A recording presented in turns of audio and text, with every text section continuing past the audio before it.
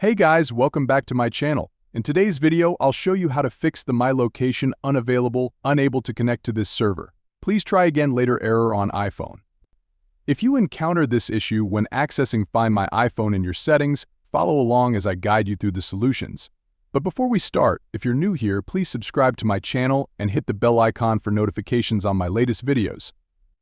Let's dive into the fixes. First, go to Settings, then scroll down and tap on Privacy and Security under Location Services. Ensure that the toggle is switched on. Also, tap on Share My Location and make sure it's enabled. Next, locate Find My iPhone and toggle it on. Don't forget to enable Send Last Location as well. Check if the issue is resolved. If not, try the second method. Go to Screen Time, then tap on Content Privacy Restrictions. Make sure it's turned off, as some restrictions might cause the error. After disabling it, check if the problem persists. If it does, move on to the third method. Ensure that your iCloud account is signed in. If it's signed out, sign in again and verify if the issue is resolved. I hope one of these methods helped fix your problem. If it did, don't forget to subscribe to my channel and hit the bell icon for more tutorials. Thanks for watching, and I'll see you in the next one.